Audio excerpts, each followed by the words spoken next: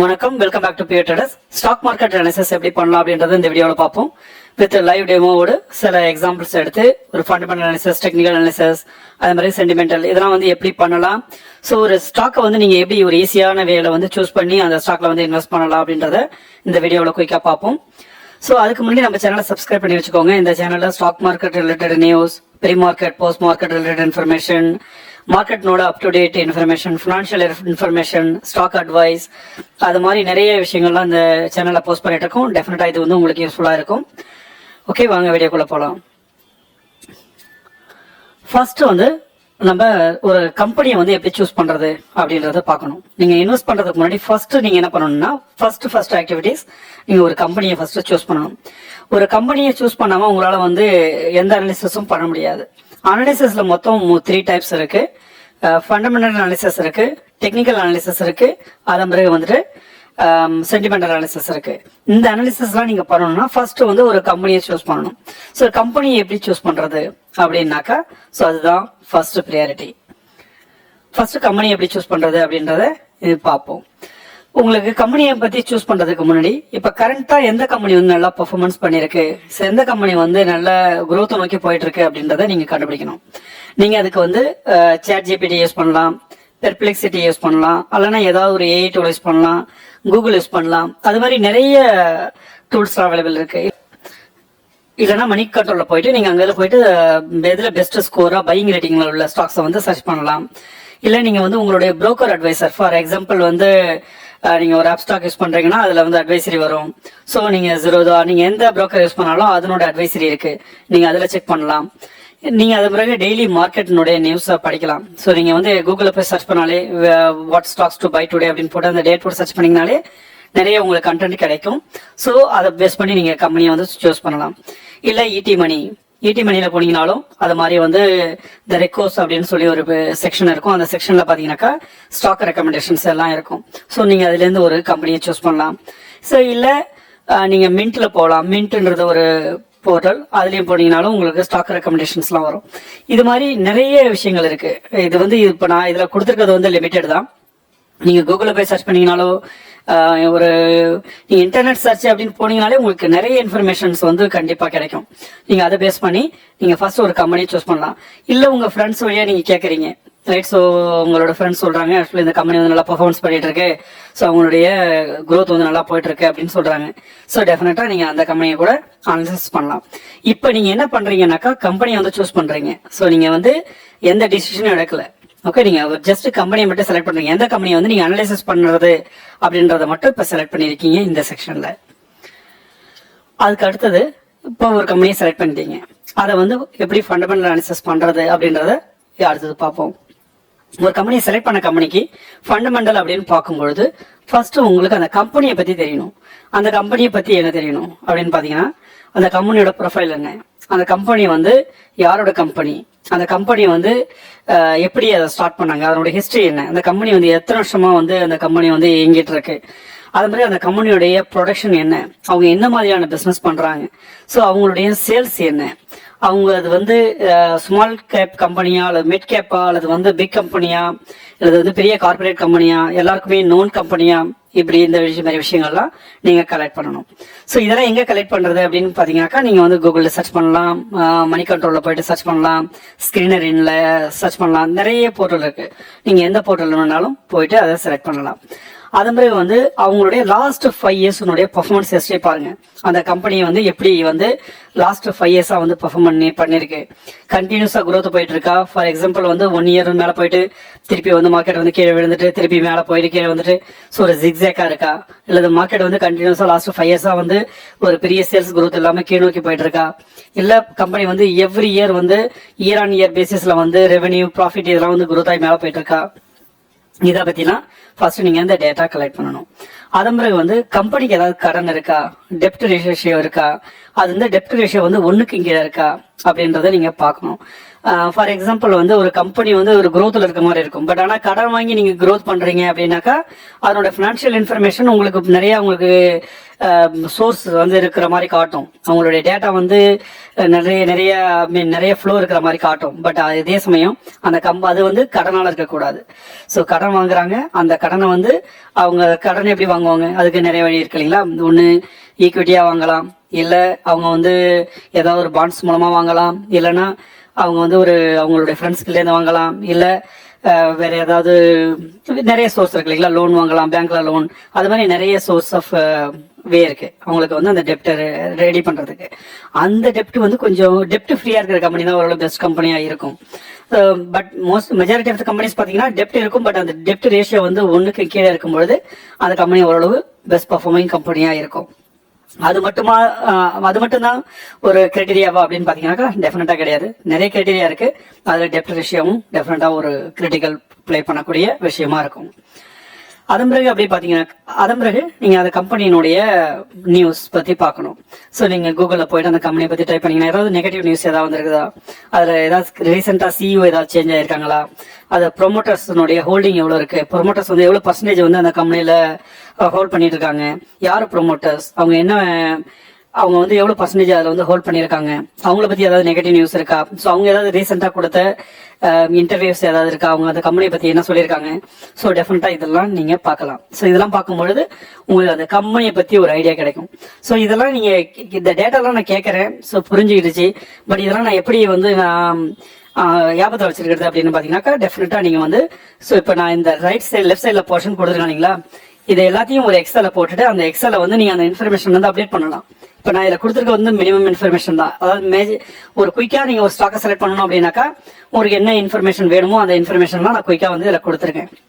Mostly நீங்க இதுல இப்போ நீங்க என்னுடைய சிஸ்டத்துல பார்க்கக்கூடிய இந்த கீ கொஸ்டின்ஸ்க்கெல்லாம் ஆன்சர் கிடைக்கும் அப்படின்னாலே உங்களுக்கு வந்து போதுமான அளவுக்கு அந்த கம்பெனியுடைய டேட்டா கிடைக்கும். ஸோ இல்லை நீங்க இன்னும் கொஞ்சம் டீட்டெயிலா எலாபரேட் பண்ணி உங்களுக்கு வந்து டீட்டெயிலா போடணும் அப்படின்னாக்கா நீங்க எக்ஸல்ல வந்து ரைட் பண்ணி வச்சுக்கலாம். அந்த கொஸ்டின்ஸ்லாம் ரைட் பண்ணி வச்சுக்கிட்டு அந்த கம்பெனியை பத்தி ஒவ்வொரு செக்டர்லையும். ஸோ இதை பத்தி இன்னும் ஃபண்டமெண்டல் அனாலிசிஸ் பத்தி டீட்டெயிலா வேணும் அப்படின்னு பாத்தீங்கன்னாக்கா என்னுடைய சேனல்ல இன்னொரு வீடியோ போட்டிருக்கேன். ஃபண்டமெண்டல் அனாலிசிஸ்க்கு செப்பரேட் வீடியோ போட்டிருக்கேன். நீங்க அதில் பாத்தீங்கன்னாக்கா தெரியும் டீட்டெயிலா. அதுல வந்து பிஇ ரேஷியோ என்ன செக் பண்றது, என்ன ஒவ்வொன்றும் என்னென்ன அப்படின்றது, ஃபண்டமெண்டல் அனாலிசிஸ்ல யூஸ் பண்ணக்கூடிய கீ மெட்ரிக்ஸ் என்னென்ன, ஒவ்வொரு மெட்ரிக்ஸினுடைய டீடைல்டு டிஸ்கிரிப்ஷனும் அதனுடைய கால்குலேஷனும் ஃபார்முலாஸ் என்ன, அதை எப்படி கால்குலேட் பண்றது, இது எல்லாமே டீடைலா இன்னொரு வீடியோல போட்டிருக்கேன். நீங்க அந்த வீடியோல பாத்தீங்கன்னா உங்களுக்கு கிளியரா அந்த வியூ கிடைக்கும். ஓகே, நவ் ஃபண்டமெண்டல் அனாலிசிஸ் பண்ணிருக்கீங்க, உங்களுக்கு கம்பெனியை பத்தி ஒரு பேசிக் இன்ஃபர்மேஷன் கலெக்ட் ஆயிருக்கு. ஓகே, அடுத்தது என்ன அப்படின்னு பாத்தீங்கன்னாக்கா அவங்களுடைய ஃபினான்ஷியல் டேட்டா வந்து மெயினா உங்களுக்கு கண்டிப்பா தெரிஞ்சிருக்கணும். பேலன்ஸ் ஷீட் இதெல்லாம் நீங்க வந்து வெரிஃபை பண்ணணும். பட் அதை வந்து நம்ம அடுத்தது செக்ஷன்லயே பார்ப்போம். அதுக்கு அடுத்தது என்ன அப்படின்னு பாத்தீங்கன்னாக்கா டெக்னிக்கல் அனாலிசிஸ் அப்படின்னு சொல்லும்பொழுது கம்பெனியினுடைய பர்ஃபார்மன்ஸை பேஸ் பண்ணி அவங்களுடைய சார்ட் பேட்டர்ன்ஸ் வந்து ஒன்னு புலிஷாவோ அல்லது பேரிஷாவோ மாறி மாறி போயிட்டு இருக்கும். அது வந்து நீங்க எப்படி இருக்கு, எப்ப பை நடக்குது, எப்ப செல் நடக்குது, ஸோ இப்ப எந்த இடத்துல வந்து நிறைய சப்போர்ட் எடுத்திருக்கு, எந்த இடத்துல வந்து ரெசிஸ்டன்ஸ் இருக்கு, எது டிமாண்ட் ஜோன், எது சப்ளை ஜோன், இதெல்லாம் நீங்க அனலைஸ் பண்றது தான் டெக்னிக்கல் அனாலிசிஸ். இதுல நீங்க என்ன பார்க்கணும், சார்ட் பேட்டர்ன். அவங்களுடைய லாஸ்ட் ஒரு 1 இயர் சார்ட் எடுங்க. அந்த 1 இயர்ல வந்து அந்த கம்பெனி வந்து எப்படி பெர்ஃபார்மன்ஸ் பண்ணிருக்குன்னு பாருங்க. அது மாதிரி லாஸ்ட் 5 இயர்ஸ் போங்க, அந்த கம்பெனி எப்படி பெர்ஃபார்மன்ஸ் பண்ணிருக்குன்னு பாருங்க. ஸோ இதுல எந்த இடத்துல வந்து அது அதிகமா சப்போர்ட் எடுத்திருக்கு, எந்த இடத்துல வரும்போது அது அதிகமா ரெசிஸ்டன்ஸ் ஆயிருக்கு அப்படின்னு பாருங்க. சப்போர்ட் அப்படின்றது மார்க்கெட் வந்து கீழே வர்றது, ஒரு பர்டிகுலர் பிளேஸ்ல வரும்பொழுது அந்த இடத்துல அந்த மார்க்கெட் வந்து திருப்பி என்ன பண்ணும், மேல போக ஆரம்பிக்கும். ஓகே, அந்த இடத்துல வந்து சப்போர்ட் எடுத்திருக்கு அப்படின்னு அர்த்தம். ஸோ இதே வந்து மேல மார்க்கெட் வந்து நல்லா மேல போயிட்டு இருக்கு, ஒரு இடத்துல வந்து ஒரு பர்டிகுலர் ரேஞ்ச் போனதுக்கு அப்புறம் அந்த மார்க்கெட்டால அதுக்கு மேல போக முடியல, அந்த இடத்துல ரெசிஸ்டன்ஸ் ஆகி திருப்பி கீழே வருது, அது வந்து ரெசிஸ்டன்ஸ் அப்படின்னு அர்த்தம். Okay, so support and resistance வந்து ஒரு per side. இதுல வந்து நீங்க சார்ட் பேட்டர்ன் அனாலிசிஸ் பண்றது ரொம்ப முக்கியம். சார்ட் பேட்டர்ன் அனாலிசிஸ்க்கு நான் இப்ப எக்ஸ்பிளைன் பண்ண மாதிரி சப்போர்ட் அண்ட் ரெசிஸ்டன்ஸ்னுடைய அண்டர்ஸ்டாண்டிங் ரொம்ப முக்கியம். ஸோ அதன் பிறகு பாத்தீங்கன்னாக்கா இண்டிகேட்டர்ஸ் நிறைய இருக்கு. RSI இண்டிகேட்டர் இருக்கு, பிவோட் டேபிள் இருக்கு. ஸோ அந்த இண்டிகேட்டர்லாம் நீங்க யூஸ் பண்ணி நீங்க கரெக்டா பாத்தீங்கன்னாக்கா அந்த இண்டிகேட்டர்லாம் பாத்தீங்கன்னாக்கா ஒரு ஐடியா கொடுக்கும். பட் இதுல கொடுத்த மாதிரி தான் நடக்குமா, அந்த இண்டிகேட்டர் காட்டுறபடி தான் நடக்குமான்னா 100% வந்து எதுலையுமே கேரண்டி கிடையாது. ஸ்டாக் மார்க்கெட்ல எதுவுமே கேரண்டி கிடையாது. பட் ப்ராபபிலிட்டி, உங்களுடைய வின்னிங் ப்ராபபிலிட்டி அதிகமாக இருக்கும். ஸோ இப்போ நம்ம பேசுறது எல்லாமே வந்து ஒரு இன்வெஸ்ட்மெண்ட்டுக்காக, இது வந்து ஆப்ஷன் ட்ரேடிங்காகவோ இன்ட்ரா ட்ரேடிங்காகவோ இல்லை. ஏன்னா நான் இந்த சேனல்ல இந்த வீடியோ போஸ்ட் பண்றது வந்து இன்வெஸ்ட்மெண்ட்டுக்காக ஒரு ஸ்டாக் எடுத்து அனலைஸ் பண்றீங்க. லாங் டைமை பொறுத்த வரைக்கும் அது பெரிய ரிஸ்கா இருக்காது. பட் ஆனால் ஷார்ட் டைம் அப்படின்னு பார்க்கும்பொழுது ஸோ இந்த இண்டிகேட்டர் வந்து உங்களுக்கு வந்து ஒரு டைரக்ஷன் கொடுத்தாலும் கூட நீங்க எடுக்கிறது வந்து பிளஸ் அண்ட் மைனஸ் போகிறதுக்குரிய வாய்ப்பு இருக்கு. பட் நீங்க வெயிட் பண்ண வேண்டிய சூழ்நிலை வரும். ஓகே, ஸோ இண்டிகேட்டர்ஸ் நிறைய இண்டிகேட்டர்ஸ் இருக்கு. நீங்க அதில் ஒரு இண்டிகேட்டரை யூஸ் பண்ணலாம். அதே மாதிரி சப்போர்ட் நம்ம டிஸ்கஸ் பண்ணோம். அடுத்தது ரெசிஸ்டன்ஸ்னா என்ன அப்படின்றதையும் சொன்னோம். அடுத்தது வால்யூம்ஸ், எவ்வளவு வால்யூம் இருக்கு இந்த ஸ்டாக்குக்கு, வந்து எவ்வளவு வால்யூம் இருக்கு, எவ்வளவு பையர் அண்ட் செல்லர் இருக்காங்க, அதுதான் அதனுடைய வால்யூம். அதனுடைய வெலாசிட்டி என்ன, அதனுடைய மூவ்மெண்ட் என்ன, அதனுடைய பிரைஸ் ஆக்ஷன் என்ன, அது எந்த அளவு அது வந்து கீழே மேலேயுமா போயிட்டு வந்திருக்கு, அதனுடைய பொட்டன்ஷியல் வெலாசிட்டி என்ன அப்படின்றதையும் அனலைசஸ் பண்ணணும். இது வந்து டெக்னிக்கல் அனாலிசிஸ்ல பண்ணுவீங்க. அதுக்கு அடுத்தது என்ன பண்ணுவோம் அப்படின்னாக்கா சென்டிமெண்டல் அனாலிசிஸ். சென்டிமெண்டல் அனாலிசிஸ் அப்படின்னாலே நமக்கு உங்களுக்கு புரிஞ்சிருக்கும். சென்டிமெண்டல்ன்றது அதனுடைய நியூஸ், அந்த கம்பெனியை பத்தி வரக்கூடிய ஒரு நியூஸ், இல்ல ஒரு அந்த கம்பெனி சுத்தி நடக்கக்கூடிய ஒரு சில விஷயங்கள். ஸோ அந்த எப்படி மார்க்கெட்டை பாதிக்குது அப்படின்றது தான் சென்டிமெண்டல் அனாலிசிஸ்ல வரும். சரி, இதை எப்படி ரிசர்ச் பண்ணலாம் அப்படின்னு பாத்தீங்கன்னாக்கா டெய்லி நீங்க அந்த கம்பெனியை பத்தி நியூஸ் பேப்பர்ல படிக்கணும். ஃபர்ஸ்ட் திங், நீங்க கூகுள்ல போய் அந்த கம்பெனியை பத்தி சர்ச் பண்ணி அதனோட லேட்டஸ்ட் நியூஸ் அப்படின்னு போட்டீங்கன்னா வரும். நீங்க உங்களுக்கு ChatGPT எந்த AI டூல் யூஸ் பண்ணாலும் அதுல போயிட்டு அந்த கம்பெனியை பத்தி லேட்டஸ்ட் நியூஸ் அப்படின்னு கேட்டீங்கன்னாக்கா உங்களுக்கு வரும். அதன் பிறகு வந்து அந்த கம்பெனியோடைய Q1 ரிசல்ட், ரீசெண்டா அந்த Q1 ரிசல்ட் ஏதாவது வந்திருக்கா அப்படின்னு பார்க்கணும். ஃபார் எக்ஸாம்பிள், நீங்க இப்போ வந்து ஒரு கம்பெனிக்கு சூஸ் பண்ணிருக்கீங்க, அந்த கம்பெனில இன்வெஸ்ட் பண்ண போறீங்க. அந்த கம்பெனில சூஸ் பண்றதுக்கு முன்னாடி அந்த கம்பெனில இப்போ ஏதாவது ரீசெண்டா ஏதாவது Q1 ரிசல்ட் கொடுத்துருக்காங்களான்னு பார்க்கணும். ஃபார் எக்ஸாம்பிள், நீங்க வந்து விப்ரோ செலக்ட் பண்ணிருக்கீங்கன்னு வச்சுக்கோங்க. இன்னைய வேல்யூக்கு வந்து அது மேபி ஒரு 230 ஆர் 220 ருபீஸ் அந்த ரேஞ்சில் வந்து இப்போ பிரைஸ்ல வந்து போயிட்டு இருக்கு. ஸோ ஓகே, இன்னைக்கு வந்து பிரைஸ் கம்மியா இருக்கேன்ட்டு போய் டக்குன்னு பை பண்ணக்கூடாது. ஸோ அந்த கம்பெனில ஏதாவது இப்போ Q1 ரிசல்ட் ஏதாவது வந்திருக்கா, அந்த ரிசல்ட் பாசிட்டிவ் வந்திருக்கா, நெகட்டிவ் வந்திருக்கா, இது வந்து மார்க்கெட்டினுடைய எக்ஸ்பெக்டேஷனை மீட் ஆயிருக்கா இல்ல மீட் ஆகலையா, ஸோ மார்க்கெட்டினுடைய எக்ஸ்பெக்டேஷனுக்கு பியாண்ட் போயிட்டு இருக்கா அப்படின்றத நீங்க செக் பண்ணணும். ஸோ மார்க்கெட்டினுடைய எக்ஸ்பெக்டேஷனை மீட் பண்ணி ஸோ அந்த ஸ்டாக்னோட பிரைஸும் லோவா இருக்கு அப்படின்னாக்கா ரைட் டைம் டு பை. இதே உங்களுக்கு வந்து ஸ்டாக்னோட பிரைஸ் வந்து கம்மியா இருக்கு, பட் வந்து மார்க்கெட்டினோட எக்ஸ்பெக்டேஷனை மீட் ஆகல அப்படின்னும் பொழுது நீங்க அப்ப பை பண்றது சேஃப்டியா இருக்காது. ஓகே, ஸோ அது வந்து உங்களுக்கு குயிக் ரிட்டர்ன் கண்டிப்பா கொடுக்காது. நீங்க விப்ரோ அது மாதிரி ஒரு டயர் 1 கம்பெனி எடுக்கும்போது டெஃபினட்டா மார்க்கெட்ல வந்து ரிவர்ஸ் ஆகி வரும். பட் ஆனால் நீங்க லாங் வெயிட் பண்ண வேண்டிய சூழ்நிலை இருக்கலாம். அதுக்கு அடுத்தது பாத்தீங்கன்னாக்கா புரோக்கருடைய ரேட்டிங். இப்ப நீங்க மணி கண்ட்ரோல்ல போய் பாத்தீங்கன்னாலே தெரியும். ஸோ ஒவ்வொரு ஸ்டாக்குக்கும் ஒரு ஸ்கோர் வச்சிருப்பாங்க. ஸோ இது வந்து 57 ரேங்கிங் மாதிரி போட்டு வச்சிருப்பாங்க. இந்த ஸ்டாக் வந்து ஃபர்ஸ்ட் ரேங்கிங், செகண்ட் ரேங்கிங் அப்படின்ட்டு. அதே மாதிரி வந்து நீங்க IND மணி இல்லைனாக்கா நீங்க மணி கண்ட்ரோல்லே போய் பாத்தீங்கன்னா கூட ஸோ அதுல வந்து அந்த பை ரேட்டிங் கீழே வந்து அந்த பை ரேட்டிங் கொடுத்துருப்பாங்க. 100%, 50%, 60%. So what is buy rating, இது பை அல்லது செல் அல்லது ஹோல்டு, இதனுடைய பர்சன்டேஜ் கொடுத்துருப்பாங்க. ஸோ நீங்க அதுல வந்து 100% இருக்கா அப்படின்றத செக் பண்ணலாம். அதுக்கு அடுத்தது பாத்தீங்கன்னாக்கா மணி கண்ட்ரோலருடைய ரேங்கிங் இப்போ அதுதான் சொன்னேன். அது மாதிரி பாசிட்டிவ் அண்ட் நெகட்டிவ் நியூஸ், அந்த கம்பெனியை பத்தி பாசிட்டிவ் அது நெகட்டிவ் நியூஸ் ஏதாவது ஸ்ப்ரெட் ஆயிட்டு இருக்கா அப்படின்றதையும் நீங்க தெரிஞ்சுக்கணும். அதை எப்படி செக் பண்றது அப்படின்னு பாத்தீங்கன்னாக்கா நீங்க வந்து ChatGPT, கூகுள் இல்லைனாக்கா எந்த சோர்ஸ் வேணா நீங்க போகலாம், சர்ச் பண்ணலாம். அதே மாதிரி வந்து அந்த கம்பெனியினுடைய பொலிட்டிக்கல் சுச்சுவேஷன்ஸ் எப்படி இருக்கு அப்படின்னு பார்க்கணும்.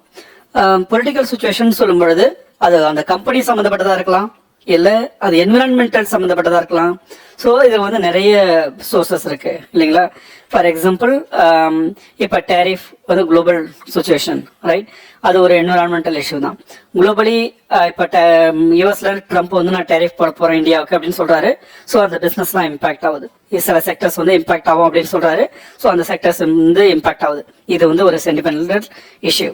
இந்த சென்டிமெண்டல் இஷ்யூ வந்து எப்போ உங்களுக்கு தெரிய வரும், நீங்க டெய்லி நியூஸ் பேப்பர் படிக்கணும். ஸோ குளோபல் மார்க்கெட் நியூஸை பத்தி தெரிஞ்சிருக்கணும். அப்பதான் உங்களுக்கு இந்த நியூஸ் தெரிய வரும். ஸோ இந்த மாதிரி ஒரு செக்டர் வந்து அடிவாங்க போகுது அப்படின்றது தெரிஞ்சதுனாக்கா நீங்க அதுல போய் அந்த ஸ்டாக்ல வந்து அப்ப இன்வெஸ்ட் பண்ணக்கூடாது. நீங்க எடுத்திருக்க ஸ்டாக்குக்கு அந்த எந்த செக்டர்ல வருது, அந்த செக்டருக்கு ஏதாவது சென்டிமெண்டல் இஷ்யூ இருக்குதா அப்படின்னு பார்க்கணும். Environmental issues or political issues. RBIல வந்து ஒரு மானிட்டரி பாலிசி கொண்டு வராங்க. ஓகே, அந்த மானிட்டரி பாலிசி கூட உங்களை இம்பாக்ட் பண்ணலாம். ஒரு GST இம்பாக்ட் பண்ணலாம். இல்ல இந்தியாவில் யூஸ் பண்ணக்கூடிய இல்லை இந்தியாவில் அனௌன்ஸ் பண்ணக்கூடிய ஒரு இன்ட்ரெஸ்ட் ரேட் கட் வந்து இம்பாக்ட் பண்ணலாம், இல்லை யுஎஸ்னுடைய ஃபெட் இன்ட்ரெஸ்ட் ரேட் வந்து இம்பாக்ட் பண்ணலாம். ஸோ இது மாதிரி நிறைய விஷயங்கள் இருக்கு. இல்லை ஒரு இந்தியாவிலேயோ அல்லது வந்து வேற ஏதோ ஒரு பிளேஸ்ல இந்த பிசினஸ் இந்த கம்பெனி பிசினஸ் பண்ணக்கூடிய ஒரு மெஜாரிட்டியான இடத்துல ஒரு ஆக்சிடென்ட் ஆகுது, இல்லை இந்த கம்பெனி பிசினஸ் பண்ணக்கூடிய இடத்துல வந்து ஒரு நேச்சுரல் இஷ்யூஸ் நடக்குது, ரைட்? இந்த மாதிரி விஷயங்கள்லாம் நடக்கும்போதும் கண்டிப்பா அந்த ஸ்டாக்ஸ் வந்து அடி வாங்குறதுக்குரிய வாய்ப்பு இருக்கு, நல்ல கீழே விழுறதுக்குரிய வாய்ப்பு இருக்கும். ஸோ இதெல்லாம் உங்களுக்கு எப்படி தெரிய வரும்னா, நீங்க அந்த கம்பெனியை பத்தி ரிசர்ச் பண்ணிட்டே இருக்கணும். அவங்களுடைய பிசினஸ் இதை வந்து நீங்க ஃபண்டமெண்டல் இதெல்லாம் கோரிலேஷன் இருக்கு பாருங்க. நம்ம இந்த கம்பெனி வந்து எங்கெங்க இருக்கு, அந்த கம்பெனியோட பிசினஸ் என்ன, இதெல்லாம் நீங்க வந்து ஃபண்டமெண்டல் அனாலிசிஸ்ல படிச்சிருப்பீங்க. அங்க வந்து அந்த டேட்டா கலெக்ட் பண்ணியிருப்பீங்க. ஸோ இப்போ ஃபண்டமெண்டல் அனாலிசிஸ்னுடைய டேட்டா வந்து உங்களுக்கு சென்டிமெண்டல்ல வந்து யூஸ் ஆகும். ஃபார் எக்ஸாம்பிள், அங்க வந்துட்டு நீங்க வந்து அந்த கம்பெனியுடைய லொகேஷன்ஸ்லாம் எது எதுன்னு தெரிஞ்சு வச்சுக்கிங்க. இப்போ சென்டிமெண்டல்ல வரும்போது அந்த லொகேஷன்ல வந்து ஒரு பர்டிகுலர் இஷ்யூ நடக்குது, அந்த ஏரியாவில் வந்துட்டு ஒரு கவர்மெண்ட் இஷ்யூ நடக்குது, இல்ல அந்த ஸ்டேட் கவர்மெண்ட் ஒரு சுச்சுவேஷன் கிரியேட் பண்றாங்க, இல்ல மக்கள் வந்து அந்த கம்பெனில ப்ரொடியூஸ் பண்ணக்கூடிய அந்த ப்ராடக்ட்டுக்கு எதிராக ஒரு புரட்சி பண்றாங்க, ஏதோ ஒன்று அந்த ஏரியாவில் நடக்கும் பொழுது, maybe not specific to the company, நீங்க பண்ணக்கூடிய அந்த கம்பெனி கூட இல்லாம இருக்கலாம், அந்த செக்டர்ல வரக்கூடிய வேற கம்பெனியில அங்க ஏதாவது ஸ்ட்ரைக் நடந்தா கூட ஸோ உங்களுடைய ஸ்டாக் வந்து பாதிக்கப்படும். ஸோ இதனால நீங்க இந்த fundamental analysis, technical and sentimental, right? So இது எல்லாமே ஒன்னோட ஒன்று கோரிலேட்டட் தான். நீங்க அங்க டேட்டா கலெக்ட் பண்ணதை யூஸ் பண்ணி ஸோ இங்க செக் பண்ணணும். ஸோ அது சம்பந்தமா ஏதாவது இருக்கா அப்படின்றத செக் பண்ணிட்டு, ஸோ எந்த பிரச்சனையும் இல்லை, நல்ல ரிசல்ட் இருக்கு, கம்பெனி நல்ல growthல தான் போயிட்டு இருக்கு அப்படின்னாக்கா நீங்க அதுல வந்து இன்வெஸ்ட் பண்ணலாம். ஓகே, ஸோ இது எப்படி பண்றது அப்படின்னு ஒரு லைவ் டெமோவை பார்த்தா எப்படி இருக்கும் அப்படின்றத பார்ப்போம். இது வரைக்கும் ஒரு கம்பெனி எப்படி சூஸ் பண்றது, அதுல ஃபண்டமெண்டல் அனாலிசிஸ் எப்படி பண்றது, ஸோ அதனுடைய கம்பெனியுடைய டீட்டெயிலாம் எப்படி கலெக்ட் பண்றது, அதனுடைய ஃபினான்ஷியல் இன்ஃபர்மேஷன்லாம் என்னென்ன செக் பண்ணணும் அப்படின்றதெல்லாம் பார்த்தோம். அதன் பிறகு வந்துட்டு அதனுடைய டெக்னிக்கல் அனாலிசிஸ்னா என்ன, அதை எப்படி பண்றது, அதே பிறகு சென்டிமெண்டல் அனாலிசிஸ்னா என்ன, அதை எப்படி பண்றதுன்றத குயிக்கா பார்த்தோம். இப்போ அதை வந்து ஒரு டீட்டெயிலா ஒரு டெமோவில் பார்க்கலாம். ஒரு கம்பெனி எப்படி சூஸ் பண்றது அப்படின்னு பாத்தீங்கன்னாக்கா அதுல நிறைய வழி இருக்கு. நம்ம இதெல்லாம் இந்த செக்ஷன்ஸ்லாம் இது ப்ரீவியஸ் ஸ்லைட்ஸ்லேயே பார்த்தோம். இதுல பாத்தீங்கன்னாக்கா நீங்க ChatGPT யூஸ் பண்ணலாம், இல்ல மணி கண்ட்ரோல்ல போய் செக் பண்ணலாம், இல்லைன்னா ஒரு உங்களுடைய புரோக்கர்னுடைய அட்வைசரியில போய் பார்க்கலாம். நீங்க வெப்ஸ்டாக் யூஸ் பண்றீங்க அப்படின்னாக்கா அதுல அட்வைசரி இன்ஃபர்மேஷன் இருக்கும். இல்ல நீங்க broker Zerodha maybe different vendor இருந்தாங்கன்னாக்கா அவங்களுடைய அட்வைசரி செக்ஷன்ல போய் பாத்தீங்கன்னாக்கா அவங்க என்ன ஸ்டாக்ஸ் வந்து ரெக்கமெண்ட் பண்றாங்க அப்படின்றத பேஸ் பண்ணி நீங்க ஒரு ஸ்டாக் எடுத்து அனலைஸ் பண்ணலாம். எந்த புரோக்கரா இருந்தாலும், நீங்க ChatGPT இருந்தாலும், கூகுளா இருந்தாலும், ஒரு ஸ்டாக்கை வந்து இந்த ஸ்டாக் ஒரு பெஸ்ட் ஸ்டாக் அப்படின்னு சொன்னாங்கன்னாக்கா உடனே போய் கண்ண மூடிட்டு பை பண்ணக்கூடாது. அவங்க 100% பை ரேட்டிங் கொடுத்திருந்தா கூட நீங்க டைரக்டா போய் பை பண்ணக்கூடாது. அதுக்கு முன்னாடி அந்த கம்பெனியுடைய fundamental analysis, technical analysis, sentimental analysis எல்லாம் பார்த்து, ஸோ அந்த கம்பெனி வந்து இன்வெஸ்ட் பண்றதுக்குரிய சரியான டைமா, ஸோ அந்த கம்பெனி வந்து இப்போ எந்த சுச்சுவேஷன்ல இருக்குன்ற எல்லாத்தையும் நீங்க டீட்டெயிலா அனாலிசிஸ் பண்ணிட்டு தான் எந்த ஆக்ஷனா இருந்தாலும் எடுக்கணும். ஒருவேளை உங்களுக்கு ஃபினான்ஷியல் அட்வைசர் இருக்காங்க அப்படின்னாக்கா நீங்க அவங்கள்ட்ட அட்வைஸை கேட்டுக்கிட்டு அதன் பிறகு ஆக்ஷன்ல இறங்கலாம்.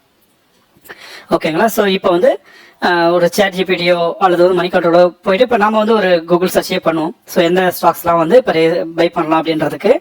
ஸோ இப்போ நான் வந்து ப்ரௌசரை ஓப்பன் பண்ணுறேன். இதில் வந்து நான் ஃபர்ஸ்ட்டு ChatGPTயே போகலாம். ChatGPTயில் போயிட்டு ஃபர்ஸ்ட் சர்ச் பண்ணி பார்ப்போம். What is the best stock to buy today? Okay, stay signed out. What is the stock to buy today? What is the stock? What is the best stock to buy? What is the best stock to buy today? Date கொடுங்க. 6th October. Right? For example, today இன்னைக்கு 5th October. இன்னைக்கு வந்து ஆக்சுவலா Sunday. So அதனால வந்து 6th October அப்படின்னு நான் கொடுக்குறேன். 6th October 2026. Okay? In Indian market. In Indian market. Indian market. Based on எதை பேஸ் பண்ணி நீங்க வந்து இந்த பெஸ்ட் ஸ்டாக்ஸ்னு செலக்ட் பண்ண சொல்றீங்கன்னாக்கா FY26 Q1 ரிசல்ட்டை பேஸ் பண்ணி, ஏன்னா Q1 ரிசல்ட்லாம் இப்போ வந்துட்டு இருக்கு, அதனால FY26 Q1 ரிசல்ட்டை பேஸ் பண்ணி 6th வாங்கக்கூடிய ஒரு பெஸ்ட் ஸ்டாக்ஸ்லாம் சஜஸ்ட் பண்ணு அப்படின்னு நான் ChatGPT கேட்கறேன். ஸோ ChatGPT இதில் வந்து அதுங்களை பேஸ் பண்ணி அவங்க டேட்டா புல் பண்ணி கொடுப்பாங்க. பட் இவங்க கொடுக்குற டேட்டாவை வச்சு நான் பை பண்ணுவேனா அப்படின்னாக்கா கிடையாது. ஸோ ஒரு இன்ஃபர்மேஷன் தான் நீங்கள் அவங்கள்ட்டேருந்து எடுக்க போறீங்க. இதில் பாருங்க, ரிலையன்ஸ் இண்டஸ்ட்ரீஸ் வந்திருக்கு, லுபின் வந்திருக்கு, அதானி போர்ட்ஸ் வந்திருக்கு, அது மாதிரி உங்களுக்கு நிறைய கம்பெனிஸ்லாம் வந்திருக்கு. ஓகே, ஸோ இதில் பார்த்தீங்கன்னாக்கா ரிலையன்ஸ் இண்டஸ்ட்ரி நம்ம எடுத்துப்போம். ஓகே, ரிலையன்ஸ் இண்டஸ்ட்ரி எடுத்துட்டு ஸோ இது வந்து மணி கண்ட்ரோல் போங்க. மணி கண்ட்ரோல் பேஜ் ஓப்பன் பண்ணிட்டு அங்கே வந்து அவங்க என்ன ரெக்கமெண்ட் கொடுக்குறாங்க அப்படின்றதையும் பார்க்கலாம். ஏன்னா நீங்கள் வந்து ஒன் சோர்ஸ் வந்து 100% ட்ரஸ்ட் பண்ணி போகிறத விட நீங்கள் இது மாதிரி மல்டிபிள் பிளேசஸில் வந்து சர்ச் பண்ணும்போது உங்களுக்கு வந்து இன்னும் கொஞ்சம் டீட்டெயில்டு வியூ கிடைக்கும். ஓகே, இப்போ மணி கண்ட்ரோல் ஓப்பன் பண்ணிங்க. மணி கண்ட்ரோலில் அதனுடைய டீட்டெயில் வியூ வந்து ஓப்பன் பண்ணுறோம். ஓப்பன் ஆகிட்டு இருக்கு. ஓகே, ஸோ ரிலையன்ஸ் இண்டஸ்ட்ரியினுடைய ஸ்டாக் இன்ஃபர்மேஷன் எல்லாமே உங்களுக்கு ஓப்பன் ஆயிருக்கு. இதை பாருங்க, அதனுடைய கரண்ட் ப்ரைஸ் இது. ஓகே, ஸோ இது வந்து -5 லாஸ்ட் ஒன் டேவில் வந்து இவ்வளோ கம்மியாக இருக்குது அப்படின்னு வருது. இது வந்து October 5னுடைய தேர்டனுடைய டேட்டா அஸ் ஆஃப் ஃப்ரைடே. இப்போ நான் வந்து சண்டே வந்து இந்த வீடியோ வந்து ரெக்கார்ட் பண்ணிட்டு இருக்கேன். ஸோ அதனால வந்து இந்த 2 days அப் அண்ட் டவுன் இருக்கும். ஓகே, ஸோ இப்போ பாருங்க கீழே இப்போ நீங்கள் டெக்னிக்கல் அனாலிசிஸ் பண்ணணும்னாக்கா ஸோ அதனுடைய சார்ட் பேட்டர்ன் இங்கே இருக்குது. சார்ட் பேட்டர்ன் அனலைஸ் பண்ணுறதுக்கு இன்னொரு வேவும் இருக்குது. நான் அதை டீட்டெயிலாக அது மாதிரி அடுத்த செக்ஷனில் டிஸ்கஸ் பண்ணுறேன். ஸோ இன்னும் கீழே வாங்க. ஸோ இது மணி கண்ட்ரோலில் இன்னும் கீழே வந்தீங்கன்னாக்கா பை ரேட்டிங்கில் இருக்குது பாருங்கள். கம்யூனிட்டியினுடைய சென்டிமெண்ட்ஸ் என்ன சொல்றது அப்படின்னு பார்த்தீங்கன்னாக்கா, இந்த கம்யூனிட்டியினுடைய சென்டிமெண்ட்ஸ்ன்றது ஸோ நிறைய ரிசர்ச் பண்ணுறாங்க இல்லைங்களா, அவங்களுடைய சென்டிமெண்ட்ஸை பேஸ் பண்ணி வரக்கூடிய ஒரு ஃபீட்பேக். அந்த ஃபீட்பேக் படி ஸோ எல்லாருமே ரெக்கமெண்ட் பண்ணுறது buy rating. So that means 100% buy ரேட்டிங்கில் இருக்குது. அப்போனாக்கா இந்த ஸ்டாக்ஸ் வந்து கன்சிடர் பண்ணக்கூடிய சுச்சுவேஷனில் இப்போ இருக்குது. ஓகே, அடுத்தது அந்த கம்பெனியினுடைய ஃபினான்ஷியல் இன்ஃபர்மேஷன்லாம் எப்படி இருக்குது அப்படின்றதையும் தெரியணும். ஏன்னா நீங்கள் வந்து இதில் 100% பை பண்ணி சொல்லியிருக்காங்க, ஸோ அதனால் பை பண்ணுறேன் அப்படின்னாக்கா டெஃபினட்டாக அது வந்து ஒரு பாசிட்டிவ் திங்ஸாக இருக்காது. ஏன் பை பண்ண சொல்லியிருக்காங்கன்றது உங்களுக்கு தெரியணும். ஸோ அதன் பிறகு அதனோட கம்பெனியுடைய ஃபினான்ஷியல் இன்ஃபர்மேஷன்லாம் எப்படி இருக்குது அப்படின்றதையும் தெரியணும். இப்போ நான் ஃபினான்ஷியல் செக்ஷனுக்கு வந்திருக்கேன். மணி கண்ட்ரோல் அதே பேஜில் இப்போ நான் திருப்பி ஃபினான்ஷியல் செக்ஷனுக்கு வந்திருக்கேன். ஸோ இதில் பாருங்கள், ரெவென்யூ பாருங்கள். So year on year revenue பார்க்கும்பொழுது ஒரு பாசிட்டிவ் சைடு போயிட்டு இருக்கு. இந்த ட்ரெண்டே பாருங்க. ஸோ இதுல இருந்து பார்த்தீங்கன்னாக்கா கண்டினியூஸா மேல நோக்கி போயிட்டு இருக்கு. இதுக்கு வந்து அது மாதிரி வந்து நெட் ப்ராஃபிட் பாருங்க. நெட் ப்ராஃபிட்டும் பார்க்கும்பொழுது இன்க்ரீஸ் ஆகிட்டு இருக்கு. நெட் ப்ராஃபிட் என்ன, ரெவென்யூக்கும் டிஃபரன்ஸ் என்ன அப்படின்றது உங்களுக்கு தெரியும்னு நினைக்கிறேன். ஸோ ஒருவேளை தெரியலன்னா ரெவென்யூன்றது வந்து இப்போ அவங்களுடைய கம்பெனியுடைய டோட்டல் சேல்ஸை பேஸ் பண்ணி வரக்கூடிய அவுட்கம். ஃபார் எக்ஸாம்பிள், ஒரு ப்ராடக்ட் அவங்க ப்ரொடியூஸ் பண்ணி அந்த ப்ராடக்ட்ல இருந்து சேல் பண்றாங்க. அவங்க சேல் பண்ணியிருக்கக்கூடிய அந்த ப்ராடக்ட்னால வரக்கூடிய லாபம் வந்து ரெவென்யூ. இப்போ அந்த ப்ராடக்ட் நீங்க ப்ரிப்பேர் பண்றதுக்கு நீங்க வந்து ஆள் தேவை, அது மாதிரி உங்களுக்கு இடம் தேவை, அவங்களுக்கு மிஷினரி தேவை, அதுக்கு உங்களுக்கு கரண்ட் தேவை. ஸோ இதெல்லாம் வந்து அதனுடைய எக்ஸ்பென்ஸ்லாம் இருக்கு இல்லைங்களா, இந்த எக்ஸ்பென்ஸ் எல்லாம் வந்து மைனஸ் பண்றீங்க. மைனஸ் பண்ணி வர்றது தான் வந்து நெட் ப்ராஃபிட். எக்ஸ்பென்ஸ் இன்க்ளூட் பண்றது இதில் டேக்ஸும் வரும். ஓகே, டேக்ஸ் இப்போ அதுக்காக நீங்க செலவு பண்ணக்கூடிய எல்லா விஷயமும் அதெல்லாம் போக பேலன்ஸ் வந்து உங்களுக்கு கையில எவ்வளவு கிடைக்கும். நீங்க ஒரு பொருள் விற்கிறீங்க, ஒரு 10 பிஸ்கட் வாங்கி விற்கிறீங்க, அந்த 10 பிஸ்கட்டுக்குரிய லாபம் வந்து உங்களுக்கு ஒரு 100 rupees வந்திருக்குன்னு வச்சுக்கோங்க. அந்த 100 rupees வந்து உங்க காசு கிடையாது. அந்த பிஸ்கட்டினுடைய காஸ்ட் வந்து 5 rupees அப்படின்னாக்கா நீங்க வந்து 50 rupees, அந்த 5 rupees வந்து நீங்க முதல் போட்டுருக்கீங்க. அந்த முதல் அதன் பிறகு வந்து நீங்க அதுக்காக அந்த பிஸ்கட்டை ரெடி பண்றதுக்காக செலவு பண்ண காசு, மற்றபடி அந்த சில விஷயங்கள்லாம் இருக்குல்ல, அதெல்லாம் போக பேலன்ஸ் எவ்வளவு கிடைக்குதோ அதுதான் வந்து உங்களுக்கு நெட் ப்ராஃபிட். இப்போ நெட் ப்ராஃபிட்டும் பார்த்தீங்கன்னாக்கா இதுவும் நல்ல ஒரு growth தான் இருக்கு.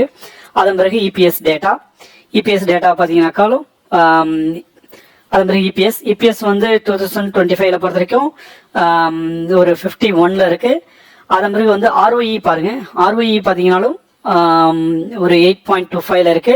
ஸோ லாஸ்டோட இது கம்மியாக தான் இருக்கு, ரிட்டர்ன் வந்து கம்மியாக தான் கொடுத்துருக்கு ஈக்விட்டிக்கு. அதன் பிறகு டெப்ட் டு ஈக்விட்டி அப்படின்னு பார்க்கும்பொழுது டெப்ட் ரேஷியோ வந்து லாஸ்ட் இயரோடு அதே ரேஷியோட தான் இருக்கு. டெப்ட் ரேஷியோ வந்து 1க்கு கீழே இருந்தனாலே ஒரு பாசிட்டிவ் தான். ஏன்னா டெப்ட் வந்து ஆல்மோஸ்ட் எல்லா கம்பெனிஸுக்குமே இருக்கும். பட் இருந்தாலும் அவங்க வந்து அந்த கடனை வந்து ஒரு 1% கீழே இருந்ததுனாக்கா அது வந்து ஒரு பெஸ்ட் அப்படின்னு சொல்லலாம். ஓகே, ஸோ இது வந்து 0.41 தான், அதே வந்து அப்படியே அந்த ரேஞ்சில் தான் இருக்கு. ஸோ டெப்ட் வைஸ் ஓகே. ஆர்ஓஇ வந்து கம்மி தான், but at the same time overall பார்க்கும்பொழுது ஆக்சுவலி இதுக்கு முன்னாடி பழைய இயர்ஸ் எல்லாம் பார்க்கும்பொழுது இன்க்ரீஸ் ஆயிருக்கு.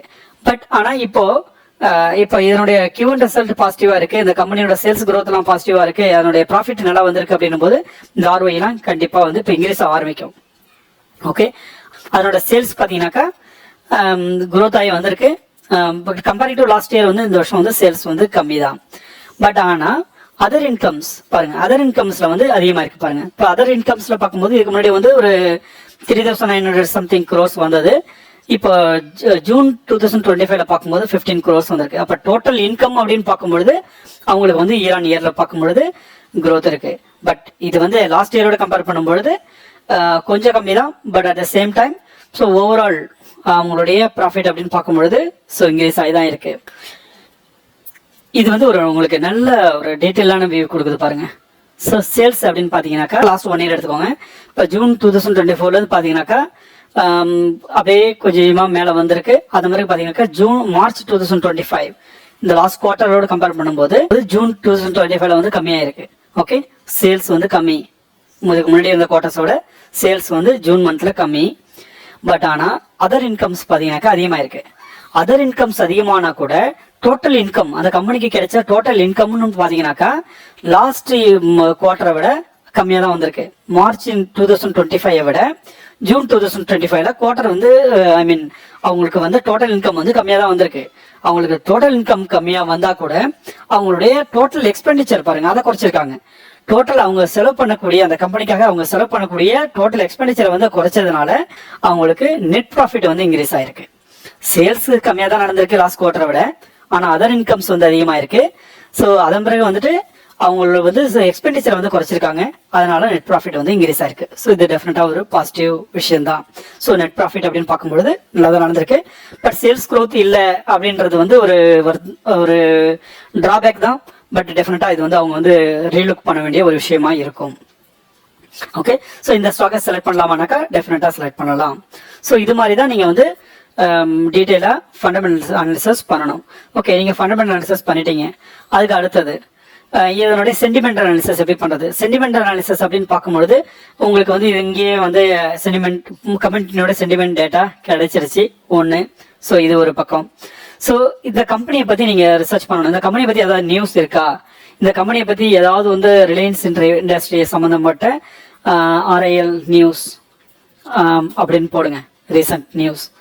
அப்படி ஏதாவது ரிசல்ட் வந்திருக்கு, நியூஸ் ஏதாவது வந்திருக்கா அப்படின்றத பாருங்க. எக்கனாமிக் டைம்ஸ்ல வந்து அது வந்து ஸ்டாக் மார்க்கெட்டோட ஷேர் பிரைஸ் வந்து அப்பா இருக்கு அப்படின்னு போட்டிருக்காங்க. அதை பத்தி டீட்டெயில் எல்லாமே கொடுத்துருக்காங்க. ஸோ இது மாதிரி வந்து உங்களுக்கு நிறைய நியூஸ் வரும். ஓகே, அந்த நியூஸ் எல்லாத்தையுமே வந்து நீங்க படிக்கணும். அதன் பிறகு அந்த கம்பெனியை பத்தி அவங்களுடைய பிசினஸ் நடக்கக்கூடிய இடங்கள்ல ஏதாவது வந்து டிசாஸ்டர் ஏதாவது நடந்திருக்கா, இல்ல இதனால வந்து குளோபல் டேரிஃப்னாலேயோ அல்லது வந்து அவங்களுடைய எக்ஸ்போர்ட்லயோ ஏதாவது ஒரு இம்பாக்ட் வந்திருக்கா. ஸோ இதெல்லாம் வந்து நீங்க வந்து சர்ச் பண்ணி எடுக்கலாம். ஸோ இதுல வந்து நான் வந்து கூகுள்ல சர்ச் பண்ணேன். இது மாதிரி நீங்க ChatGPTல போயிட்டு negative news for Reliance industries அப்படின்னு போடலாம். எனி நெகட்டிவ் ஓகே, நான் ChatGPT ஓப்பன் பண்ணிட்டேன். ஸோ ட்ரை பண்ணி பார்ப்போம் அதையும். Okay, negative news for any negative news for Reliance industry all RIL in last 3 months.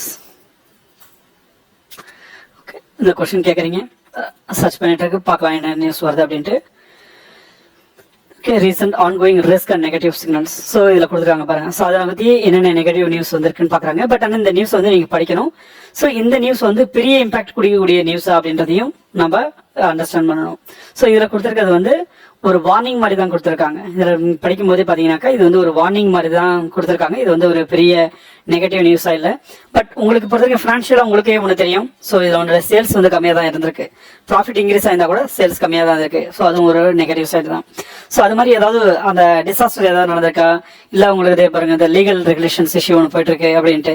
So இது என்ன லீகல் ரெகுலேஷன் இஷ்யூ, இது வந்து ஒரு பெரிய இஷ்யூவா? ஸோ இதெல்லாம் வந்து நீங்க வந்து கொஞ்சம் அனலைசஸ் பண்ணி பண்ணணும்.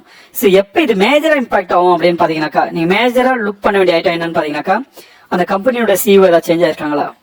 ஓகே, அந்த கம்பெனியோட CEO ஏதாவது சேஞ்ச் ஆயிருந்தா டெஃபினட்டா அது வந்து புது CEO வந்து அவங்க செட்டில் ஆகி அவங்களுடைய மூவ்மெண்ட் எப்படி இருக்குன்றத பார்க்கணும். ஸோ அது வரைக்கும் அந்த மார்க்கெட்டினுடைய ஃபிளக்சுவேஷன் இருக்கிறதுக்குரிய வாய்ப்பு இருக்கு. அதன் பிறகு வந்து அவங்க பிசினஸ் பண்ணக்கூடிய இடத்துல ஏதாவது டிசாஸ்டரோ அல்லது அவங்களுக்கு ஏதாவது டேரிஃபோ அந்த செக்டர்ல ஏதாவது ஒரு பர்டிகுலர் இஷ்யூவோ ஏதாவது நடக்குதா அப்படின்றத பார்க்கணும். இப்போ நம்ம இதில் பார்க்கும்போது இதுல வந்து மேஜரா ஒன்றும் தெரியல. ஓகே, இப்போ நம்ம சென்டிமெண்டல் அனாலிசிஸ் பார்த்தோம், ஃபண்டமெண்டல் அனாலிசிஸ்ல என்ன பண்றதுன்றதையும் பார்த்தோம். அதுக்கு அடுத்தது வந்து டெக்னிக்கல் அனாலிசிஸ் அப்படின்னு பார்ப்போம். டெக்னிக்கல் அனாலிசிஸ் பண்ணும்போது இப்போ நான் ட்ரேடிங் வியூ ஓப்பன் பண்றேன். ட்ரேடிங் வியூன்ற ஒரு டூல் இருக்கு. ஸோ இந்த டூல்ல போயிட்டு நீங்க வந்து சென்டிமெண்டல் அனாலிசிஸ்க்குரிய டீட்டெயிலை வந்து பார்க்கலாம். ஸோ இதை ஓப்பன் பண்ணிட்டு ஸோ நீங்கள் வந்து எந்த ஸ்டாக்கை வந்து டெக்னிக்கல் அனாலிசிஸ் பண்ணுமோ அந்த ஸ்டாக்கை வந்து ஆட் பண்ணி வச்சுக்கோங்க. ஃபார் எக்ஸாம்பிள் நான் இதில் வந்துட்டு ஆட் பண்ணுறேன் ரிலையன்ஸ் இண்டஸ்ட்ரி காப்பி பண்ணியிருக்கோம். ஸோ அதையே சர்ச் பண்ணுறேன். இப்போ ரிலையன்ஸ் இண்டஸ்ட்ரியோட ஸ்டாக்ஸ் வந்து இதில் ஆட் பண்ணியிருக்கேன். ஓகே, ஸோ இதை வந்து ரிலையன்ஸ் இண்டஸ்ட்ரியை செலக்ட் பண்ணிவிட்டு அதனுடைய ஃபுல் சார்ட் வியூ போங்க. ஓகே, ஸோ இப்போ வந்து நிஃப்டியில் இருக்குது, பேங்க் நிஃப்டி, நிஃப்டி. ஓகே, இப்போ நான் ரிலையன்ஸ் இண்டஸ்ட்ரிக்கு வந்துட்டு ஃபுல் சார்ட் வியூ போகிறேன். ஓகே, இப்போ இதில் பாருங்கள். ஆக்சுவலி இதில் வந்து நிறைய இடத்துல பார்த்தீங்கன்னா ஒரே இடத்துல வரும்போது மார்க்கெட் வந்து சப்போர்ட் எடுத்து மேலே போயிருக்கும். ஸோ இந்த இடத்துல வரும்போது ரெசிஸ்டன்ஸ் ஆகி கீழே வந்திருக்கும். ஸோ இது மாதிரி வந்து நீங்கள் ஐடென்டிஃபை பண்ணணும். ஸோ அதே மாதிரி வந்து இண்டிகேட்டரை ஆட் பண்ணலாம். ஸோ இதில் வந்து பார்த்தீங்கன்னாக்கா இந்த RSIன்ற இண்டிகேட்டர் நான் வந்து ஆட் பண்ணியிருக்கேன்.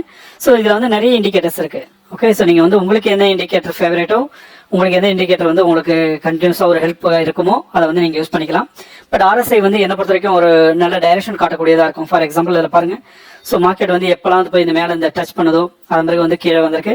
ஸோ இந்த இடத்துல வந்து மேலே போயிருந்தா கூட அது மாதிரி வந்து இன்னமும் மேலே தான் போயிருந்தாலும் பட் திருப்பி ஆக்சுவலி ஒரு செர்டன் டேஸ்க்கு அப்புறம் திருப்பி வந்து இது மார்க்கெட் வந்து கீழே விழுந்திருக்கு. ஸோ இந்த RSI இண்டிகேட்டர் நார்மலாக வந்து இந்த பாட்டம் லைனை டச் பண்ணும்போது மேலே போகிறதும், இந்த மேலே இருக்கிற இந்த லைனை டச் பண்ணும்போது கீழே வரதும், இது வந்து RSI இண்டிகேட்டருடைய ஸ்பெஷாலிட்டி.